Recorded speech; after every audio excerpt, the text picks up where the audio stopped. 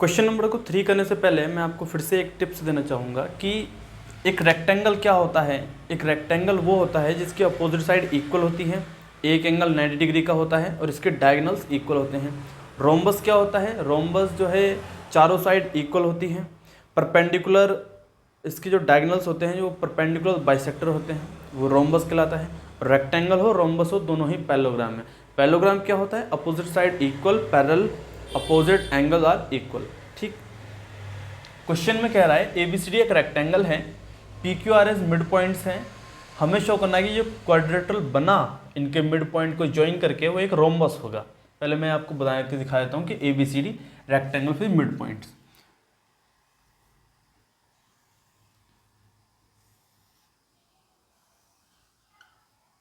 ये मान लिया मैंने A B C D and mid point है ए बी का पी, बी सी का क्यू, सी डी का आर, ए डी का एस। तो पी क्यू आर एस इसको हमने ज्वाइन करना है।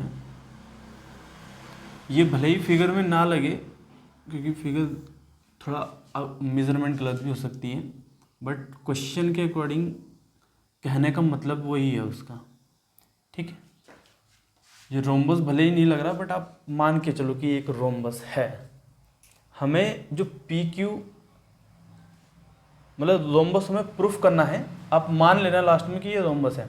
और ए बी सी डी एक रेक्टेंगल ठीक ही ठाक लग रहा है, तो इतना हमें दे रखा है। ठीक ठीक, हम शुरू करते हैं फिर इसका सॉल्यूशन। सबसे पहले मुझे एक ट्राइंगल की ज़रूरत पड़ेगी। ट्राइंगल की जब ज़रूरत पड़ेगी तो मुझे डायगोनल से ट्राइंगल बनाने पड़ेंगे। कौन कौन से ट्राइंगल की ज़रूरत पड़ेगी मुझे? पहले A B C then A C D. तो सबसे पहले मैं ए बी सी इस ट्राइंगल को कंस्ट्रक्ट कर लेता हूँ।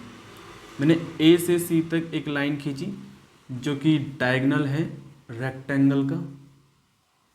ठीक है, तो थोड़ा टेढ़ हो गया, कोई नहीं। तो ए सी डायगोनल है, ये हमने कंस्ट्रक्ट किया। अब चलते हैं हम ट्राइंगल ए बी सी में, अब मिड पॉइंट थ्योरम लगाते हैं। So in triangle A B C, P is the midpoint of AB, B is the midpoint of BC, again mid point theorem, मतलब सिमिलर जो से हम करते आ रहे हैं। सो P is the mid point of, तभी मैंने इंट्रोडक्शन में बहुत अच्छे से पढ़ाया दिया था इसको, ताकि पूरी की पूरी एक्सरसाइज इसी पे डिपेंड है। A B, again Q is the mid point of B C. So by midpoint theorem, by midpoint theorem, जो PQ होगा, देखो ये ट्राइंगल है ना, ABC ये ट्राइंगल है, ये मिड पॉइंट ज्वाइन हो रहे हैं, तो PQ जो होगा इसके पैरेलल होगा और PQ की मेजरमेंट इसकी आधी होगी। PQ parallel AC and PQ is equal to half AC। इतना हमने किया। अब चलते हैं नेक्स्ट ट्राइंगल जो कि है A C D. In triangle A C D, again S is the mid point of A D, R is the mid point of C D. S is the mid point of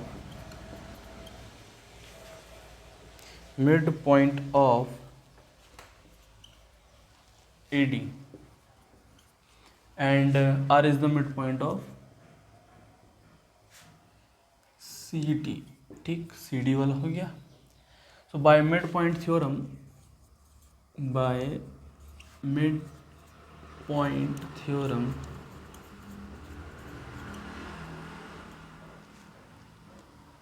जो S R है वो parallel होगा A सी के। S R parallel A C and S R also half of A C. इतना हमने proof किया। अब हमें इस जो ट्राइंगल जो क्वाड्रेटरल है पी क्यू आर एस, जो क्वाड्रेटरल है, ये जो बना ना quadrilateral P Q R S, इसे हमें पहले करना पड़ेगा पैरेललोग्राम शो। सो मैं इसको मान लेता हूँ फर्स्ट, इसको मान लेता हूँ सेकंड, और यहाँ पे लिखता हूँ उसके बाद फ्रॉम फर्स्ट एंड सेकंड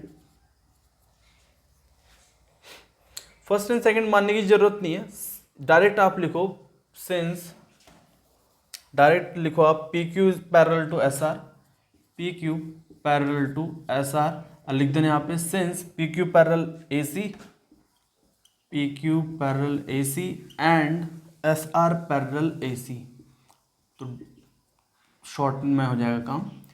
तो ये दोनों इस पैरेलल है तो इसलिए हमने इसको ये मान लिया। इसको भी ऐसे लिखो, P Q is equal to half A C, so P Q is equal to S R, since P Q is equal to half A C and also S R is equal to half A C, इसलिए हमने इसको लिख दिया। Hence क्या हो जाएगा, P Q S R एक क्या हो जाएगा, कौन सा पॉलीगन हो जाएगा, P Q R S is a parallelogram, P Q R S parallelogram है। ठीक, इतना हो गया। अब चलेंगे हम एक और ट्राइंगल कंस्ट्रक्ट करने हमें एक यूनिट हो जाएंगे दो, उससे हमें कोई फर्क नहीं पड़ेगा, बट एक से मतलब रहेगा हमें। तो हमें एक और डायगोनल कंस्ट्रक्ट करना है जो कि है बी डी। ठीक है, तो बी डी डायगोनल कंस्ट्रक्ट किया। अब बी डी में मैं आप कोई से भी ट्राइंगल उठा के चलो, दोनों से हो जाएगा। ठीक है, बी सी डी लो या ए बी डी लो, कोई सा भी ले लो, बी सी डी ले लेते हैं। In triangle B C D, in triangle B C D, इसको भी मिड पॉइंट थ्योरम लगाओ यहाँ पे। Q is the mid point of B C, R is the mid point of C D, Q is the mid point of B C and R is the midpoint of CD. So by midpoint theorem,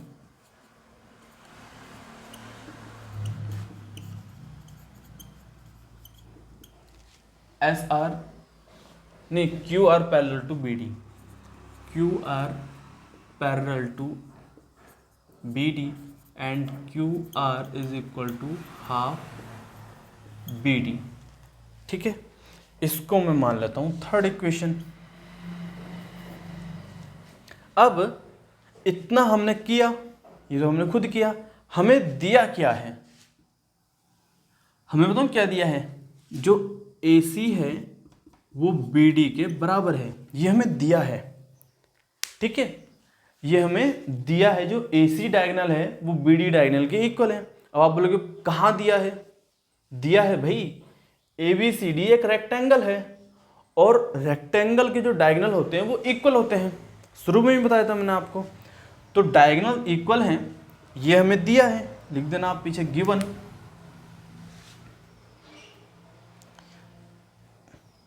खुल जा, यहां पे लिख देंगे हम given that AC is equal to BD, उसके बाद लिखना आप diagonals of rectangle are equal, diagonal जो होते हैं रेक्टेंगल के वो इक्वल होते हैं।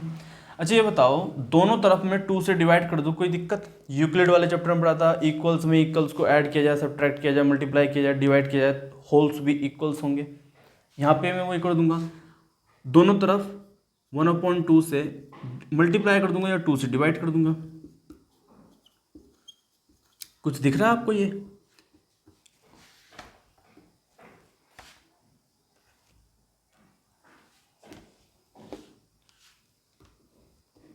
यानी कि QR SR के बराबर होगा, QR PQ के बराबर होगा एंड PS PQ के बराबर हो गए, यानी कि चारों के चारों एक ही थाली के चट्टे बट्टे सबके सब बराबर होंगे।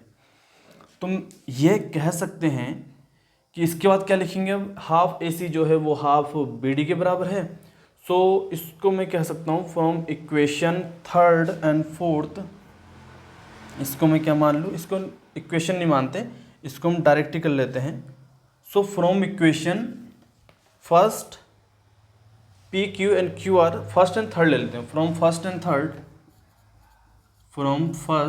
एंड थर्ड मैं डायरेक्ट लिख रहा हूँ कि PQ हाफ AC है, QR हाफ BD है, हाफ BD हाफ AC बराबर है, तो PQ is equal to QR, PQ is equal to QR। और जब PQ QR के बराबर है पी क्यू क्यू आर के बराबर है, तो ये एक रोम्बस हो गया। ठीक है, ये एक रोम्बस हो गया। आप लिखना अ parallelogram whose adjacent sides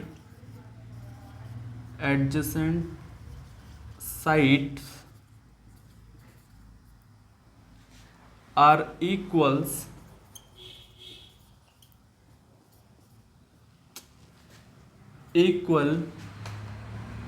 is called a rectangle.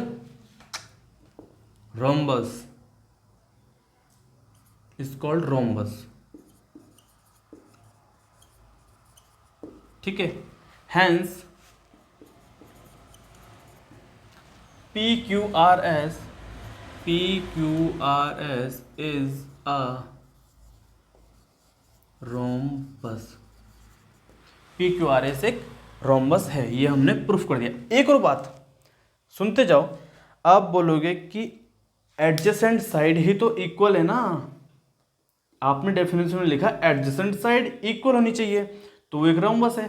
Opposite side different हुई तो, है ना, ये भी तो लिखना चाहिए था ना कि अपोजिट साइड भी इक्वल होनी चाहिए, एडजेसेंट साइड भी इक्वल होनी चाहिए, चारों साइड इक्वल होनी चाहिए। मैंने तो सिर्फ ये लिखा कि एडजेसेंट साइड इक्वल होगी। तो मूर्ख, ये पैलोग्राम है और पैलोग्राम की अपोजिट साइड ऑलरेडी इक्वल होती है। क्वाड्रिलेटरल लिखा होता है यहाँ पे, तब लिखने की जरूरत पड़ती है कि चारों की चारों साइड इक्वल होंगे, इक्वल होते हैं तब लिखने की जरूरत पड़ती, वरना वैसे नहीं पड़ती, क्योंकि यहाँ पे पैलोग्राम है तो डायरेक्ट हमने लिख दिया एडजेसेंट साइड इक्वल है, तो उसको हम बोलेंगे रोम्बस। इसी के साथ क्वेश्चन होता है खत्म। इसके स्टेप आप बहुत इजी हैं। पहला स्टेप एबीसी में देखो, दूसरा स्टेप एसीडी में देखो, एबीसी एसीडी फिर बीसीडी इसमें देखो, फिर उसके बाद जो हमें दिया है रेक्टेंगल के डायगोनल जो है इक्वल होते हैं, इसको ये लिख देना, इक्वेशन 1 और 3 को देखना, आप डायरेक्ट लिख देना, फिर उसके बाद लैंग्वेज है, क्वेश्चन खत्म हो जाएगा। बहुत ईजी था। चलते हैं नेक्स्ट क्वेश्चन की तरफ।